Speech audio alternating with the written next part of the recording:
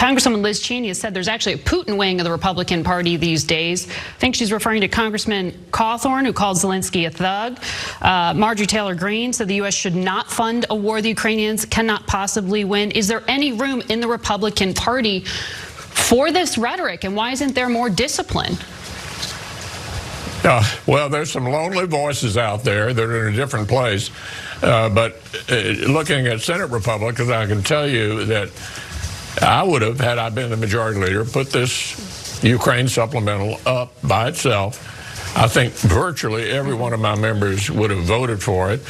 The vast majority of the Republican Party writ large, both in the Congress and across the country, are totally behind the Ukrainians and urging the president to take these steps quicker, to be bolder.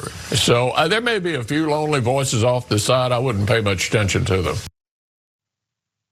There's Mitch McConnell talking about the lonely voice of the Republican Party, who are the Putin wing of the party now.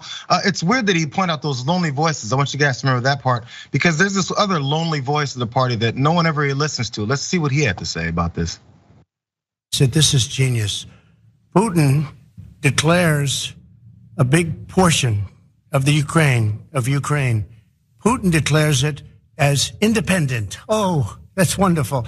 I said, how smart is that? And he's going to go in and be a peacekeeper.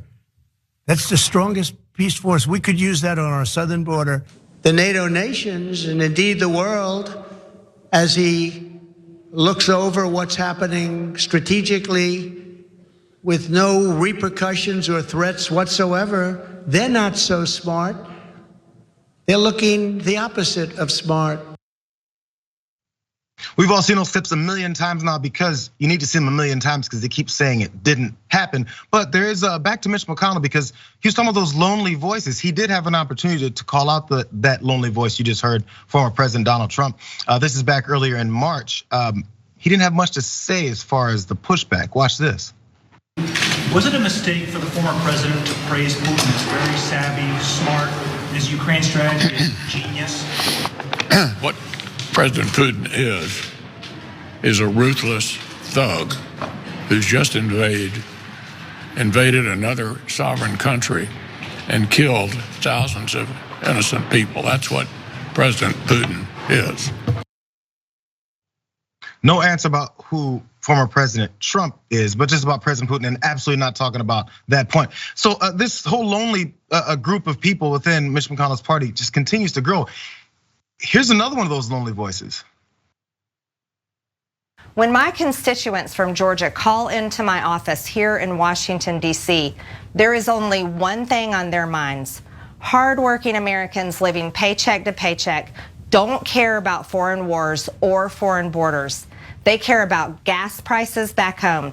The plain truth is that Ukraine cannot join NATO, and we can only defend NATO nations. We win when America is strong, and so does the rest of the world. We win when we put America first and globalism last. I know what you're thinking. You're like, Jayar, it's Marjorie Taylor Greene. It's not like it's Trump or anything. It's not like he backs everything that she says and does. Here's her tweet from January of 2021. Well, this is about her and also eventually her tweet. Marjorie Taylor Greene of Georgia, who has been involved in multiple controversies before and after her arrival in Washington, bragged on Saturday about receiving a phone call from former President Donald Trump and indicated that she had, quote, his support. I had a great call with my all-time favorite POTUS, President Trump. She tweeted, I'm so grateful for his support. And more importantly, the people of this country are absolutely 100% loyal to him, because he is 100% loyal to the people and America first. It's weird, David. It's almost like Mitch McConnell's talking about these lonely voices in the party, but they keep growing and they keep saying the same thing. And then supporters within the party and voters for them keep saying the same thing. It's really weird how that works.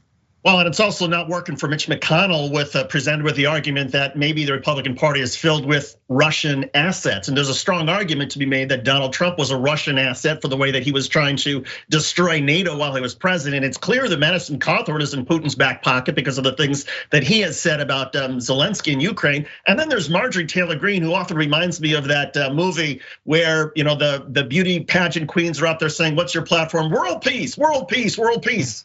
World peace. That's all she can talk about is like in simple sentences. She has no idea what she's talking about. But the fact of the matter is she is speaking the talking points for Russians and for people who do not like Ukraine. And that should be very troubling to Mitch McConnell. And I don't think there's any possible way for him to avoid it.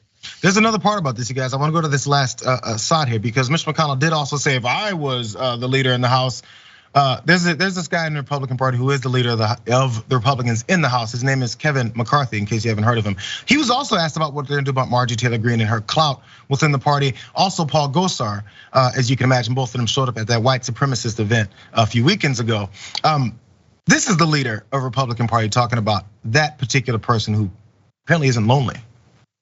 Do you plan to give Marjorie Taylor Greene and Paul Gosar their committee assignments back if you take the majority? They'll have committees. The committee assignment they have now, they may have other committee assignments. They may have better committee assignments. I think with Gosar, those are the ones he wants. Taylor Greene, she was just a freshman. I know she was requested others. She has a right to serve on committees. Those lonely voices just keep gaining power and momentum within the Republican Party. It's really weird.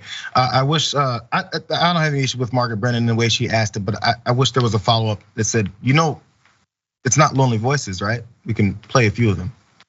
Well, and for Kevin McCarthy too. I mean, the thing that I can't stand about Kevin McCarthy is there he is saying, oh yeah, Marjorie Taylor Greene, Lauren Boebert, they're gonna get committee assignments. But the fact of the matter is, well, there's Kevin McCarthy who's saying that Liz Cheney and Adam Kinzinger don't deserve committee assignments, need to be stripped from the Republican Party. Why? Because they seek to find the truth on January 6th. And there's Marjorie Taylor Greene, Lauren Boebert, Madison Cawthorn, and the rest who are just spewing absolute nonsense. And that's of no concern to Kevin McCarthy. So McCarthy is as much of a hypocrite as they are.